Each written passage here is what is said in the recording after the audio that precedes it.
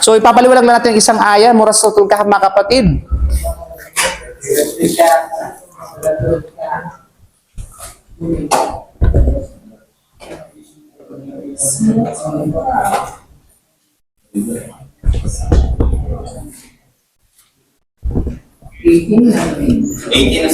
Yes. Okay. A'udzu billahi samil alim minasyaitonir rajim. Bismillahirrahmanirrahim. Alhamdulillah wassalatu wassalamu Rasulillah wa ala alihi wa sahbihi ajmain. Assalamualaikum warahmatullahi wabarakatuh. So, ang aya na ito, mga kapatid, sinabi ng Allah. Okay, ano bang sinabi ng Allah? Wa tahsabuhum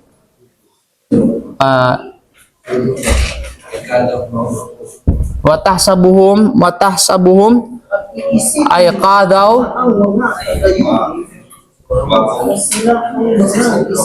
wa hum rukud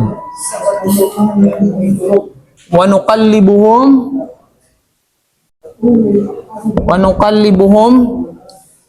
dhatal yamini wa dhatal shimal wa qalbuhum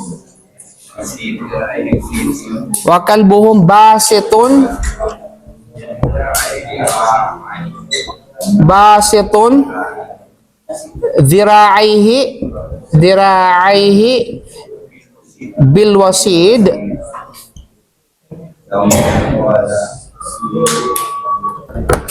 lawit talata alaihim lawit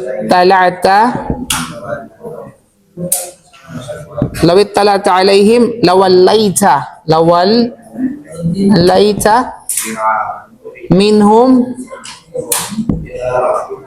firaran wala mulita minhum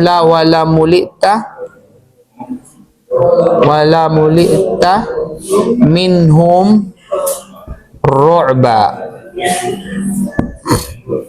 Okay, apat na phrases ang ating papaliwanag mula sa ayan na ito, mga kapatid sa pananampalatayang Islam.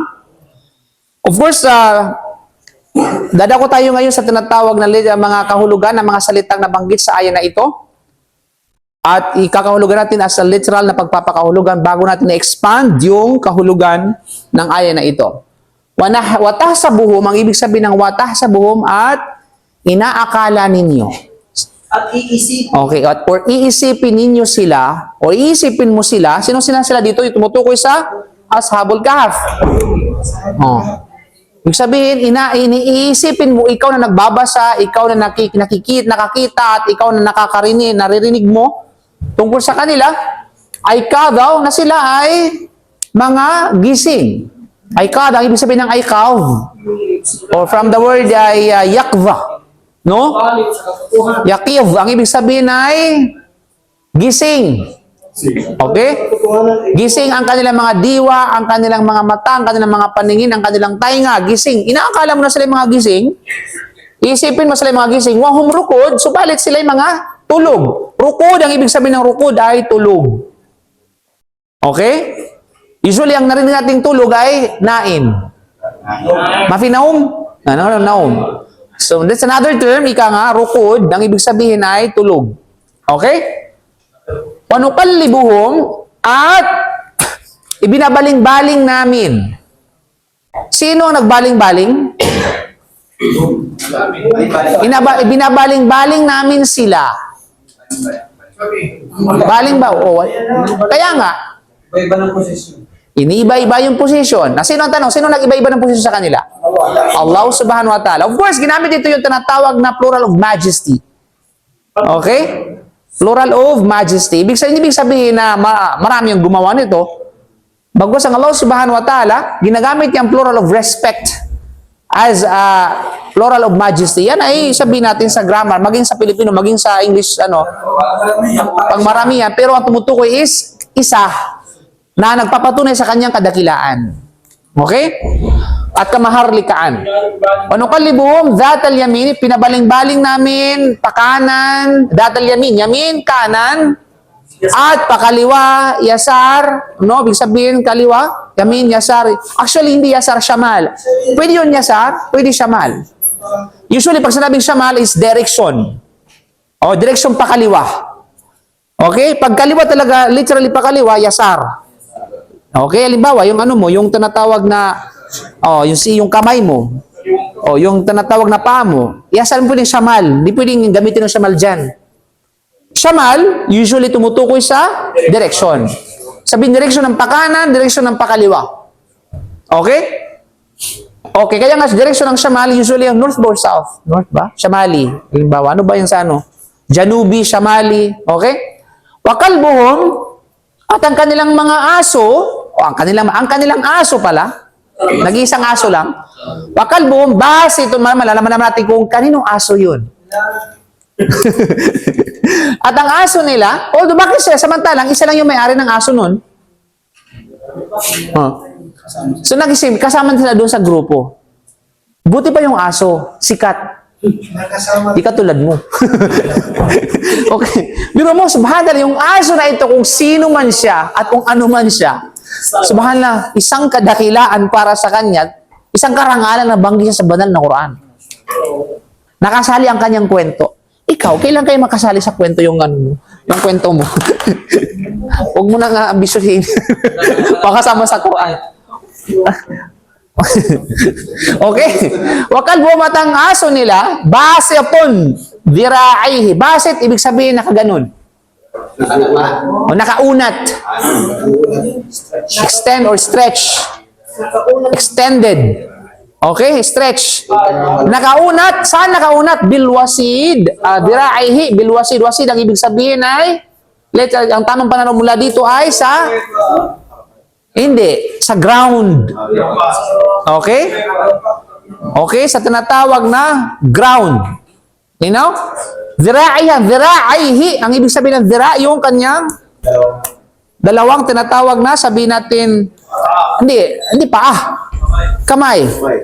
At tanong, saan yung kamay ng aso?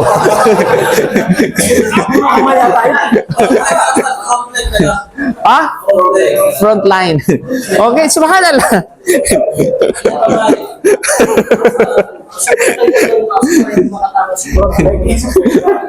Pareho bang kamay yun o pareho yung legs? Puro kamay ba yun? Di ba makikita mo siya? Wallahi, ginagamit sa mga tayo, diraihi. Ano mo nakalagay dyan sa English? Diraihi? Leg? Leg bang nakalagay o paa? Front leg. Okay? Okay, sabihin natin leg. Pare kasi mga legs yun. Okay. Okay. O harapang paa, kasi puro naman paa yun.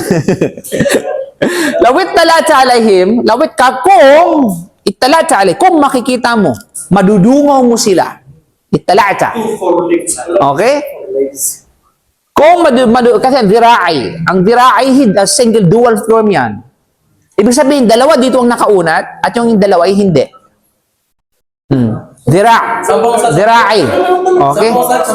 Ha?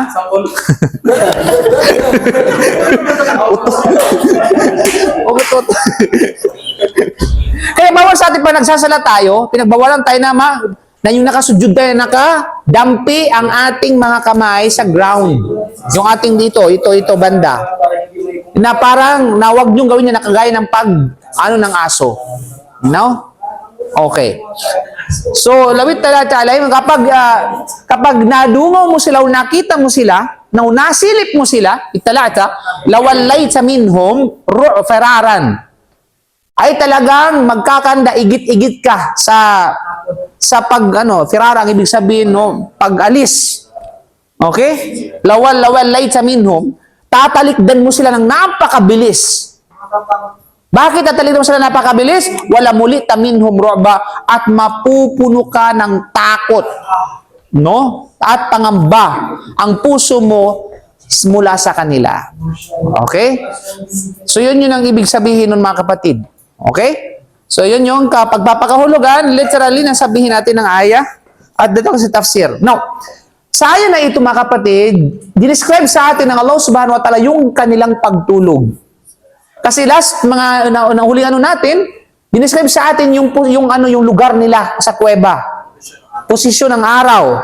At ito naman yung tinatawag na pagtulog nila. Subhanallah. So, binanggit ng ilan sa mga scholar, na nang sila ay pinatulog ng Allah subhanahu wa ta'ala, ang kanilang mga talukap. Alam mo yung talukap? Oh, pilik mata ay hindi nagsasara. Oh. Kaya akala mo sa kanila mga gising. Kasi nga ikaw ba naman natulog na kaganyan? Iisipin mo talaga gising. Saan ka makakita na nakatulog na kaganyan? Grabe naman, kita mo ganyan sa Di ba? Kaya iisipin mo talaga na to, mga gising sila. Pero pinabulaanan ng Allah na hindi sila mga gising, bagkus mga tulog.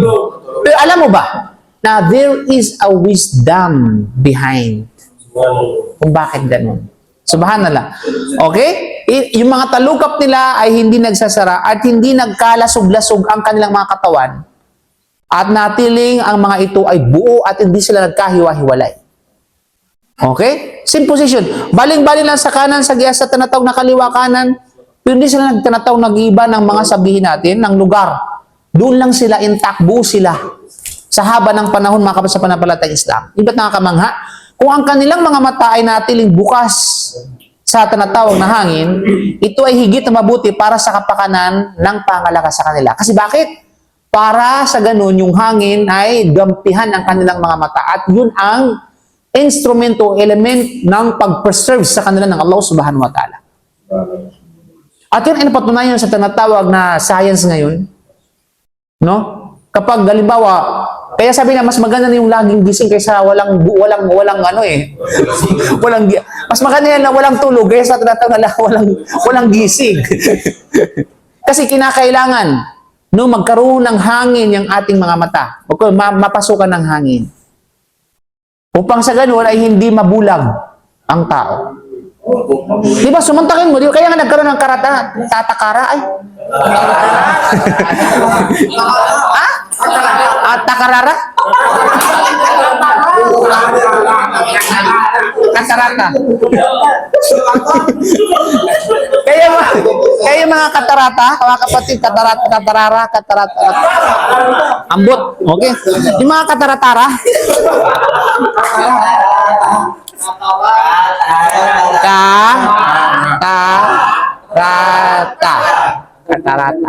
Katarata. Yung mga tinatawag na may katarata, kasi bakit yung hindi sila nakakakita ng liwanag? Right? And I have a story ng isang babaeng katulong sa Tabuk na inalipusta siya at kinulong ng pagkahaba-habang panahon. At nung siya nakita ng liwanag, ay hindi na siya nakita ng lubusan. Natabunan yung kanyang tinatawag na ano. Kasi bakit? Ay, nasa ano lang siya. Nasa loob lang siya. No, madilim at hindi nakakita ng liwanag. Subhanallah. So yung mga kapatid, no? So, walang doon, ito ay preserve ng Allah para sa kanila. Bakit minalawak? Taba na? Unang Adam pa lang, okay. Kaya sinabi ng unang Adam na ba? Okay. So, sayang. Okay, so sigurado ka? Pangalawang Adan na. Okay, so alhamdulillah mga kapatid, Allah walang biswa, so nakabihamdik, asyadu la ilaha illa anta, assalamualaikum warahmatullahi wabarakatuh. Okay, next aya, yung Quran naman unahin natin inshallah bago yung